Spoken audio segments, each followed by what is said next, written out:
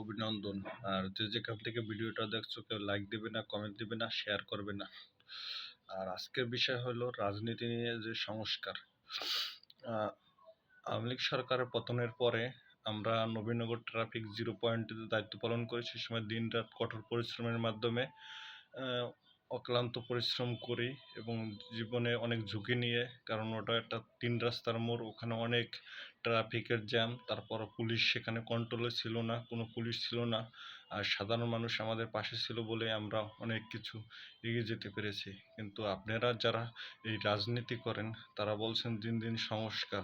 আর সংস্কার মানে এমন কিছু না, সংস্কার মানে নতুন কিছু তৈরি সৃষ্টি করা।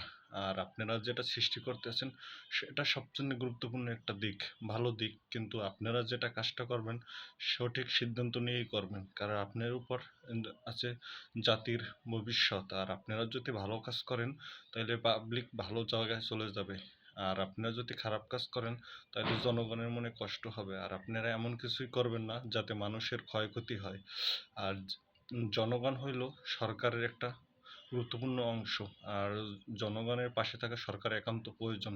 তাই আপনারা আমাদের পাশে থাকবেন। আর যে যেখান থেকে ভিডিওটা দেখছেন কেউ বাজে কমেন্ট করবেন না।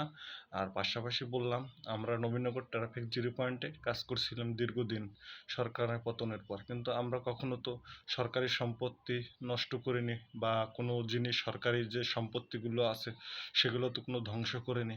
তাহলে আপনারা যারা নতুন সমন্বয়ক হয়েছেন তারা এভাবে কেন ধ্বংস করছেন দেশকে?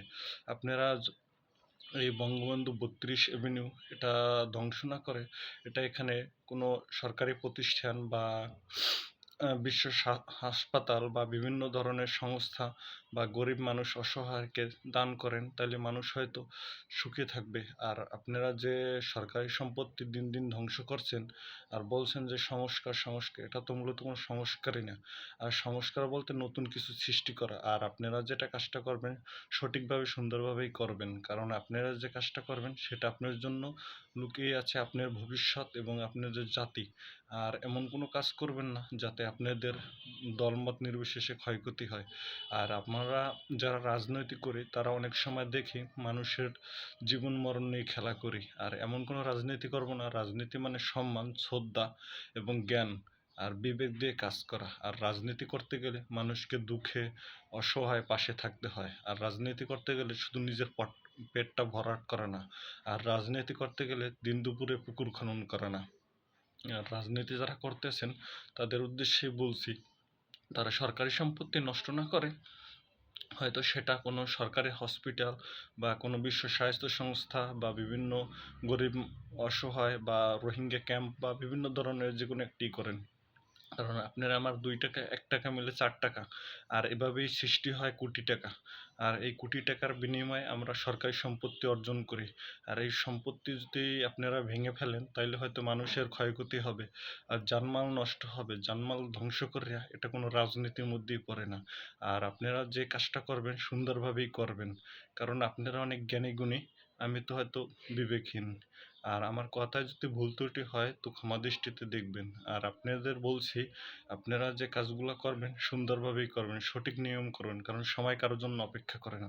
আপনারা দিন দিন যে এই যে ধ্বংসগুলো করে থাকেন এগুলোর কারণে মানুষের অনেক ক্ষয়ক্ষতি হয়। আর এটার জন্য মানুষ অনেক সৃষ্টিকর পরিবেশ তৈরি করে। আর আপনারা যে কাজগুলো করবেন সুন্দর নিয়মে করবেন। আর ধ্বংস করতে গেলে একটু বিবেক দিবেন যে এগুলো কোটি কোটি টাকার সম্পত্তি, এগুলো ধ্বংস করলে হয়তো পরে আবার সৃষ্টি করা যাবে, কিন্তু অহৈতুক রাজনীতি করে কোনো নেই। আর হয়তো ওই প্রতিহিংসার কারণে মানুষ এগুলো ধ্বংস করে, হয়তো পরের বার বুঝতে পারে যে এটা আমার করা ঠিক না। কিন্তু আপনি যে কাজটা করবেন সঠিক নিয়মেই করবেন, কারণ আপনার জন্য লুকিয়ে আছে জাতির ভবিষ্যৎ। আর আমরা যে সারাদিন দিনরাত কঠোর পরিশ্রম করে ট্রাফিকের দায়িত্ব পালন করছিলাম, কিন্তু আমরা তো কখনো কোনো কিছু রাস্তা বা বিভিন্ন ধরনের সরকারি সম্পত্তিগুলো নষ্ট করিনি। দিনরাত না খাইয়া না পরিশ্রম করিয়া অনেক কাজ করছি। আর এমনও দিন গেছে হয়তো আমাদের পানিটা গলা শুকিয়ে গেছে, তাও একটু পানি পাই নাই। তা হঠাৎ অনেক জনগণ তা আমাদের মাঝে দুপুরবেলা একটু চা রুটি এভাবে দিছে, হয়তো আমরা অনেক কঠোর পরিশ্রম করছি, কিন্তু আমরা তো তাও জীবনের জন্য দেশের জন্য কাজ করছি। আর এই দেশের জন্য কাজ করতে পেরে যদি আমার মৃত্যু হয় তাতে আমার কোনো দুঃখ নাই। আর যে যেখান থেকে ভিডিওটা দেখছেন কেউ লাইক দিবেন না, কমেন্ট করবেন না, শেয়ার করবেন না। ভালো থাকেন, ধন্যবাদ। জয় বাংলা।